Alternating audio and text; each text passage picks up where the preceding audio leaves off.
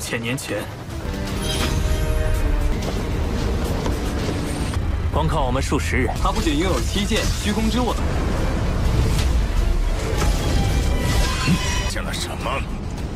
一族，我拼尽全力，事无于一，必不顾真。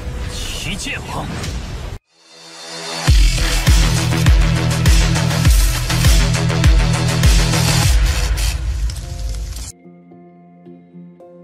Halo semuanya, selamat datang di Ruang Sinema. Bagaimana kabar kalian semua? Semoga selalu sehat dan baik-baik saja.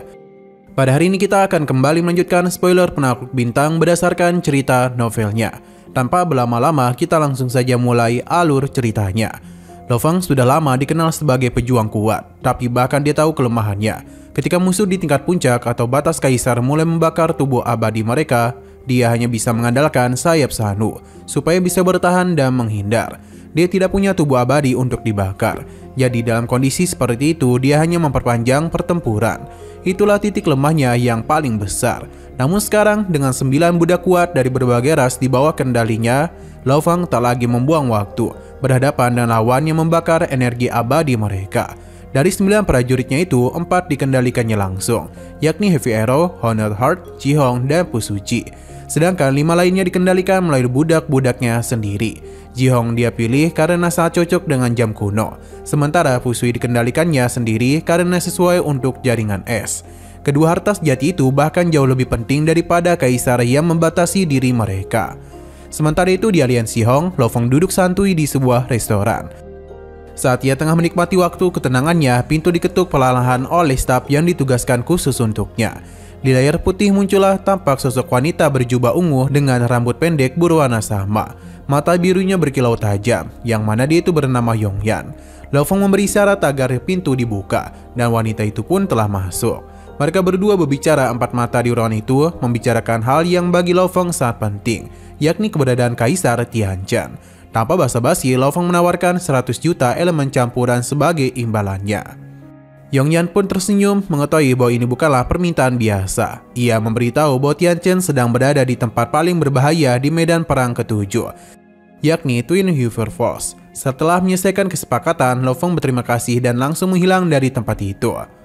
Di menara bintang yang dikelilingi oleh cahaya gemerlap bintang tersegel, Lo Fang berdiri di hadapan 9 budaknya dan bertanya siapa yang bisa mencapai Twin River Falls paling cepat. 3 prajurit menjawab siap dan Ji-Hong dipilih menjadi pemimpin. Lo Fang memerintahkan 7 budak lainnya untuk tetap berada di ring dunia, menunggu saat krisis untuk dipanggil ke medan perang. Ji-Hong lalu memberitahu bahwa dia pernah meninggalkan penanda kehidupan tanaman di dalam asteroid di dekat area itu.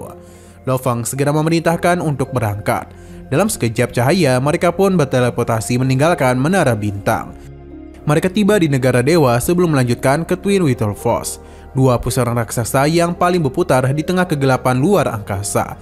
Pusaran kecil berdiameter 3,9 tahun cahaya, sementara yang besar mencapai 4,2 tahun cahaya. Keduanya menciptakan gaya gravitasi dan gaya tolak luar biasa, menarik benda kosmik ke dalamnya.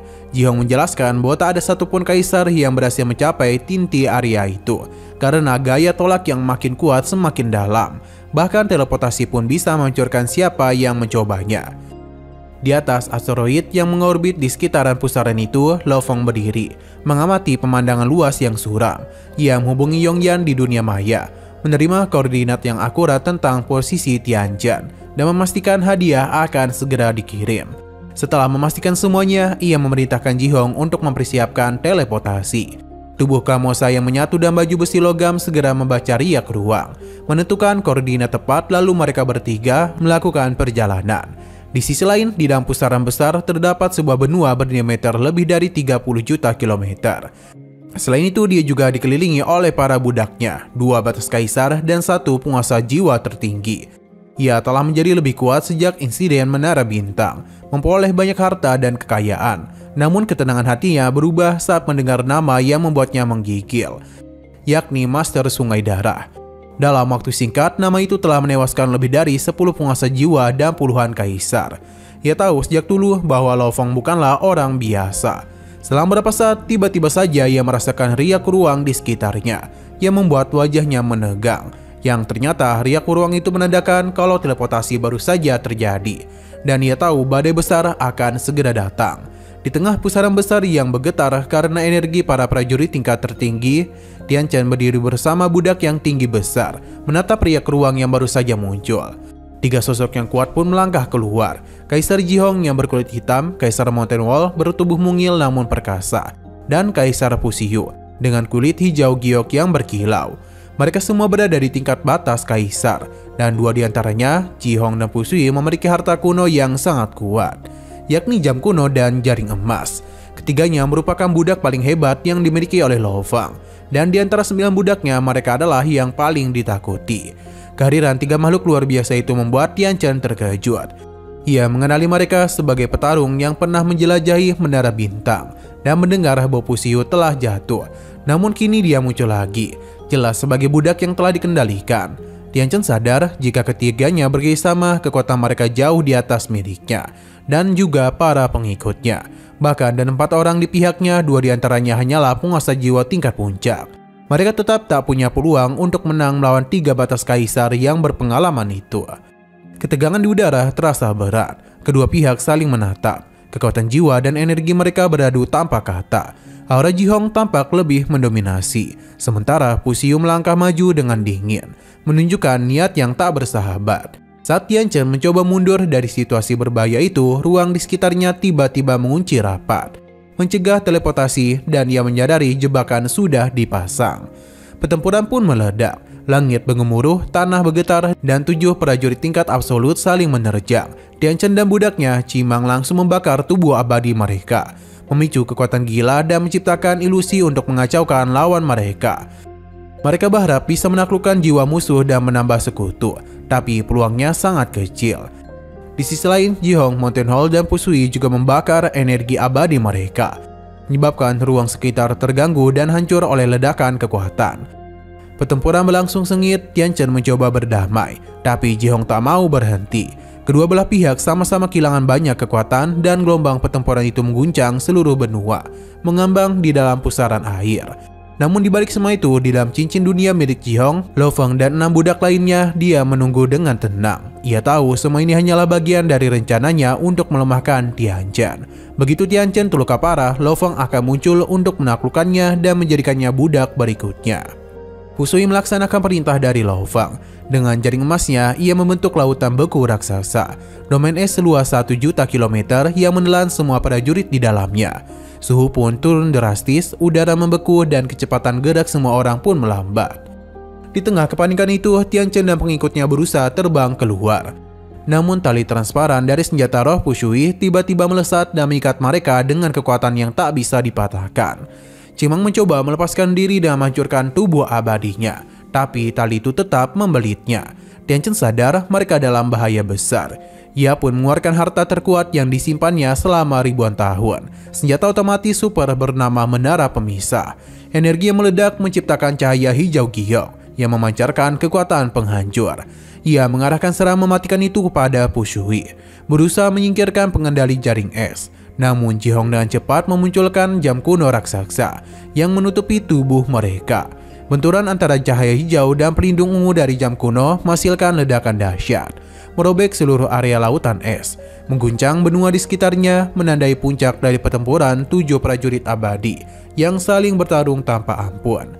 Jam kuno itu bergetar hebat saat dipukul, menyebarkan 90% kekuatannya dan menimbulkan riak besar seperti gelombang kejut di udara.